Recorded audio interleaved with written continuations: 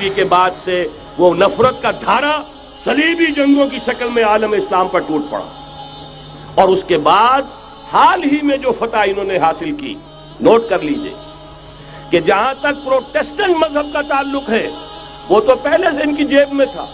یہ ویسٹ کا لفظ آپ نے پڑھا ہوگا اور اخبارات میں آتا رہا خلیج کی جنگ کے دوران۔ ویسٹ ایک تو کہتے ہیں یہ بھیڑ جو کاٹ جاتی ہے منہ سوج جاتا ہے، ایک ویسٹ مخفف ہے، وائٹ اینگلو سیکسن پروٹیسٹنٹس، سب سے پہلے یہود نے انہیں شکار کیا، اپنا اعلی کار بنایا۔ یہی وجہ ہے آپ کو معلوم ہے 1917 میں انگریزوں کے ذریعے سے انہیں یہ اجازت ملی کہ فلسطین میں زمینیں بھی خرید سکتے ہیں، جائیدادیں بھی خرید سکتے ہیں۔ بالفور ڈیکلریشن انگلستان کا وزیر خارجہ تھا جس نے کہ یہ اجازت دلوائی ہے، ورنہ یہ کہ خلافت عثمانیہ جب تک قائم رہی ہے، خلیفہ عثمانی ترک خلیفہ نے اجازت نہیں دی، اس لیے کہ حضرت عمر رضی اللہ تعالیٰ عنہ نے، یہ بھی اب تاریخ کی ایک حقیقت بیان کر رہا ہوں جو شاید بہت سے حضرات کے علم میں نہ ہو، کہ جب یروشلم کے عیسائیوں نے سرنڈر کیا ہے یروشلم، حضرت عمر آئے ہیں، تشریف لائے ہیں مدینہ منورہ سے چارج لینے کے لیے، اس وقت جو ٹریٹی لکھی گئی ہے، جو معاہدہ ہوا ہے، اس میں وہاں کے یہودیوں، یہاں کے عیسائیوں نے طے کرایا تھا کہ یہاں آپ یہودیوں کو آباد ہونے کی اجازت نہیں دیں گے۔ یہودی آ سکتا ہے، زیارت کر سکتا ہے، اپنے مقامات مقدسہ کو آ کر دیکھ سکتا ہے، یہاں آباد نہیں ہو سکتا۔ اور یہ کون شرط رکھ رہا ہے؟ عیسائی۔ اس وقت تک عیسائیوں کی دشمنی یہودیوں کے ساتھ اس درجے میں تھی، اور یہی حضرت عمر رضی اللہ تعالیٰ عنہ کی وہ شرط تھی کہ سلاطین عثمانیہ، خلفاء عثمانیہ نے بھی، حالانکہ یہودیوں نے بڑی سے بڑی رشوت دینے کی کوشش کی ہے، سلطان عبدالحمید خان کو یوں سمجھیے کہ سیم و زر سے خریدنے کی کوشش کی ہے، لیکن اس کے باوجود ان کا کہ جو فیصلہ حضرت عمر کر گئے تھے، جو کمٹمنٹ رضی اللہ تعالی عنہ ان کی ہے، میں اس سے سرے منہ انحراف نہیں کر سکتا۔ اصل میں اسی کی تو صدا ہے جو فری میسنری کے ذریعے سے خلافت کا خاتمہ کرایا گیا، کہ یہی سب سے بڑی رکاوٹ ہے۔ اگر خلافت ختم نہ ہوتی اور اگر کہیں جہاد کا اعلان خلیفہ عثمانی کی طرف سے ہو گیا ہوتا تو یہ کہی تھی بات، جب حضرت شیخ الہند رحمۃ اللہ علیہ جب یہ اسیری میں تھے مالٹا میں، تو وہاں کا انگریز کمانڈنٹ، اس نے چونکہ وہ کچھ مرید ہو گیا تھا یا کم سے کم عقیدت مند ہو گیا تھا، ایک روز حضرت شیخ الہند نے ان سے سوال کیا اس شخص سے کہ آپ لوگ ہماری خلافت کے پیچھے کیوں پڑے ہوئے؟ یہ تو بیمار، تم خود کہتے ہو، یورپ کا مرد بیمار ترکی، آپ کو کیا ڈر ہے اس سے؟ آپ کیوں اس بیچاری خلافت کے در پہ ہیں؟ اس شخص نے جواب دیا تھا، مولانا اتنے بھول پن کے ساتھ بات نہ کیجئے، ہم بھی جانتے ہیں، آپ بھی جانتے ہیں، اگر کہیں خلافت عثمانیہ کی طرف سے جہاد کا اعلان ہو گیا تو پورے عالم اسلام سے لاکھوں مسلمان اپنے سروں سے کفن باندھ کر نکل آئیں گے۔ آج اس گئے گزرے دور میں بھی اس کمزور اور یوں سمجھیے کہ نام نہاد خلافت کے اندر اتنی جان ہے، اتنی طاقت، لہذا اس کو ختم کیا گیا، اور ختم کرایا گیا کن کے ذریعے سے؟ وہ جو مسلمان کہلاتے ہیں تھے فری میسن، مصطفیٰ کمال پاشا فری میسن، اور اس کے ذریعے سے انہوں نے سارے کام جو کروائے وہ در حقیقت اپنے سازشوں کے ذریعے سے اور مسلمانوں کو استعمال کر کے کروائے۔ بہرحال بات لمبی ہو رہی ہے۔ پہلی بات تو یہ ہے کہ وہی نقشہ اس وقت کا آج بھی ہے جہاں تک یہودیوں کا تعلق ہے، لیکن فرق یہ واقع ہو گیا کہ اس وقت عیسائی یہودیوں کے تابع نہیں تھے، بلکہ عیسائیوں اور یہودیوں کے مابین دشمنی تھی۔ آج یہودی عیسائیوں پر مسلط ہو چکا ہے، فرنگ کی رگے جاں پنجے یہود میں ہے، اور آج کے فرنگ کا لیڈر امریکہ ہے۔ امریکہ کا صدر یوں سمجھیے کہ وہ ان یہودیوں کا غلام ہے، مجال نہیں کہ ان کی مرضی سے ادھر سے ادھر ہو جائے، اور اگر کوئی غلطی سے ادھر سے ادھر ہو جائے تو اس کا پتہ چاک ہو جائے گا۔ آپ دیکھیے کیا حشر ہوا ہے بش کا، حالانکہ بہت بڑا ہیرو بن کر نکلا تھا گلف وار سے، لیکن ذرا سا ایک بیان دے دیا تھا کہ جو اسرائیل کو پسند نہیں آیا، تو جو الیکشن میں چاروں شانے چت ہوا ہے اس کا جو حشر ہوا ہے وہ دیکھ لیجیے۔ تو پہلی بات تو یہ سمجھ لیجیے کہ آج بھی یہودی، یہ نیو ورلڈ آرڈر ہے، نیو ورلڈ آرڈر، اور اس میں عیسائی دنیا اس کی اعلی کار ہے۔ اب صورتحال کیا ہے؟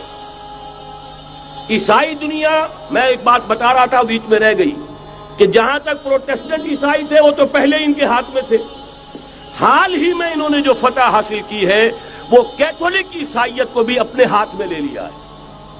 چنانچہ پوپ صاحب نے فرمان جاری کر دیا ہے کہ ہمارے خداوند یسوع مسیح کے قتل کی ذمہ داری ان یہودیوں پر نہیں ہے، بری کر دیے گئے۔ 1900 برس کے بعد، بلکہ 2000 برس کے قریب ہو گئے، انہیں ایگزونریٹ کر دیا گیا، ایبسالو کر دیا گیا، ان پر ذمہ داری نہیں۔ نتیجہ یہ نکلا ہے کہ ابھی چند مہینے پہلے جو مذاکرات صلح کے ہو رہے تھے، جن میں یاسر عرفات بھی تھے اور یہ اسحاق رابین گیا ہوا تھا واشنگٹن، وہاں سے واپس آیا ہے تو روم میں رک کر پاپائے روم سے ملاقات کر کے تشریف لائے ہیں، انہیں دعوت دی ہے کہ یروشلم آئیے، اور ویٹیکان نے تسلیم کر لیا ہے اسرائیل کو، اور ویٹیکان کا اب جو ہے ایک ایمبیسی، اس کا جو ہے سفارت خانہ وہ یروشلم میں بننے والا ہے، اور پوپ صاحب بھی وزٹ کرنے والے ہیں۔ گویا کہ یہ گٹھ جوڑ اب مکمل ہو چکا، اب کہیں اس میں کوئی کمی نہیں رہی۔ اس یونائٹڈ فورس کے ساتھ یہ نیو ورلڈ آرڈر اس وقت عالم اسلام پر حملہ آور ہے۔ اب اس میں نوٹ کیجئے کہ اس وقت کی فضا ہے کیا۔ عالم اسلام میں سے عالم عرب ان کے شکنجے میں جا چکا، کیوں بنا کر کھڑے ہوئے ہیں اسرائیل کو ماننے کے لیے اور سر تسلیم خم کرنے کے لیے۔ انہیں بلا کر میڈرڈ میں پیش کیا گیا یہودیوں کے سامنے کہ تم جن کے ساتھ ایک ٹیبل پر بیٹھنے کو تیار نہیں تھے، میڈرڈ میں آؤ، آؤ اپنا قبرستان دیکھو، یہ اسپین کی سرزمین جہاں تم نے 800 برس حکومت کی تھی، یہ تمہارا قبرستان، یہاں آؤ اور بیٹھو اور ان کے ساتھ بات کرو۔ گئے تھے کہ نہیں تمام فرنٹ لائن سٹیٹس میڈرڈ میں؟ حالانکہ کوئی بین الاقوامی کانفرنس کبھی میڈرڈ میں نہیں ہوئی، یا تو یہ واشنگٹن میں، بعد میں وہ سارے معاملات واشنگٹن میں چلے، شروع وہاں سے کیا۔ اس لیے کہ نیوز ویک کا کچھ عرصے پہلے کور سٹوری جو تھی 1992 is the year of Spain. Why? 1592 was the year of the fall of Granada.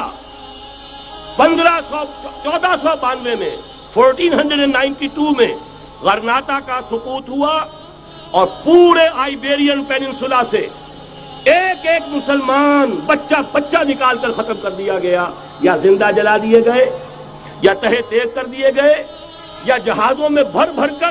اور آپ کو معلوم ہے میڈیٹرینین کی حیثیت کیا ہے، خلیج ہے، ایک معمولی سی خلیج، ادھر سے اسپین کا ساحل قریب آ جاتا ہے، اسپین کے ساحل سے جہازوں میں بھرا اور نارتھ افریقہ کے ساحل کے اوپر پھینک کر آ گئے۔ پورے ہسپانیہ میں جہاں 800 برس مسلمان کی حکومت رہی، ایک بچہ بھی مسلمان نام کا موجود رہا۔ یہ تھا 1492، اور اب آیا تھا 1992۔ 1992 is the year of Spain۔ اسی لیے ورلڈ اولمپکس رکھے گئے، وہاں دلہن کی طرح سجایا گیا ہسپانیہ کو، اور بلایا گیا، طلب کیا گیا، سمن کیا گیا تمام دول عرب کو، آؤ یہاں بیٹھو، اور یہاں بیٹھ کر اپنے ان یہودی دشمنوں کے ساتھ مصالحت کی بات شروع کرو۔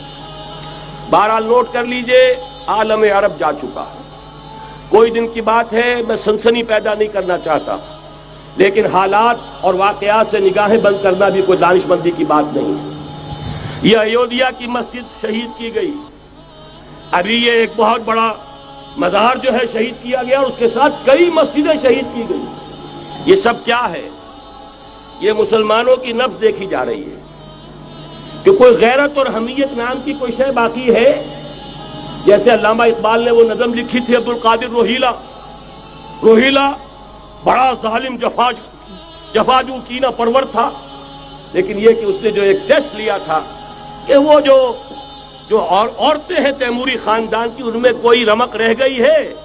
معلوم ہوا کہ نہیں، کہ غیرت نام تھا جس کا گئی تیمور کے گھر سے، ختم، غیرت نکل گئی۔ اسی طرح ایودھیا کی مسجد، اب چرار شریف، اور یہ کوئی دن کی بات ہے کہ اب مسجد اقصی کا نمبر آیا کہ آیا، اس کے لیے پوری تیاریاں ہو چکی ہیں۔ یروشلم کا مشرقی حصہ خالی کرایا جا چکا ہے، اس کے اندر اب پورا تسلط یہودی کر رہے ہیں، یہاں تک کہ اب کے یاسر عرفات صاحب نے بھی کچھ نہ کچھ جو ہے احتجاج کی بات کی ہے، حالانکہ اب تک ہر بات مان کر منقار زیر پر تھا، لیکن یہ کہ ایک وقت آتا ہے آخر کار اسے بھی کچھ بولنا پڑ گیا ہے۔ لیکن یہودی اب پیچھے قدم ہٹانے والا نہیں ہے، ان کا تھرڈ ٹیمپل، تیسری مرتبہ ہیکل سلیمانی تعمیر ہونا ہے۔ نوٹ کر لیجئے، ان کے لیے وہ وہی کچھ ہے جو ہمارے لیے کعبہ ہے. ان کے لیے ہیکل سلیمانی بالکل وہی حیثیت رکھتا ہے جو ہمارے لیے کعبہ. وہ ہیکل سلیمانی ایک مرتبہ پہلے نبوکدنضر کے ہاتھوں مسمار ہوا، پھر سن 70 عیسوی میں ٹائٹس کے ہاتھوں مسمار ہوا. سن 70 کے بعد آج 1995 میں کتنے برس ہو گئے؟ پورے 1925 برس ہو گئے کہ ان کا کعبہ زمین بوس پڑا ہوا ہے. اب تک تو ان کا بس نہیں تھا، اب تو بس ہے کہ نہیں؟ اب ان کی حکومت ہے کہ نہیں؟ اب شاہ حسن ہو چاہے شاہ حسین، ان کے نوکر اور چاکر ہیں یا نہیں؟ اب انہیں ڈر کس کا ہے؟ لہذا کوئی دن کی بات ہے مسجد اقصی شہید ہوگی اور ٹیمپل کی تعمیر شروع ہوگی. یہ تو بہرحال ایک نقشہ ہے. اگلا نقشہ آپ کو بتانا چاہتا ہوں، ایک دوسری تصویر ہے. یہ تصویر ہے زمینی، ایک تصویر ہے آسمانی. وَمَكَرُوا وَمَكَرَ اللَّهُ وَاللَّهُ خَيْرُ الْمَاكِرِينَ. انہوں نے اپنی سی تدبیریں کی، اللہ نے اپنی تدبیر کی، اور ظاہر بات ہے اللہ کی تدبیر سے بہتر تدبیر کس کی ہوگی؟ چنانچہ یہودیوں کی سازشیں اس وقت بھی ناکام ہوئی تھی یا نہیں؟ ظاہر بات ہے جاء الحق وزهق الباطل ان الباطل کان زہوقا. لہذا یہ آیتیں دونوں اعلان کر رہی ہیں کہ یہودیوں کی سازشیں بالآخر ناکام ہوں گی اور دین حق کا بول بالا ہو کر رہے گا. یہ تو ان آیتوں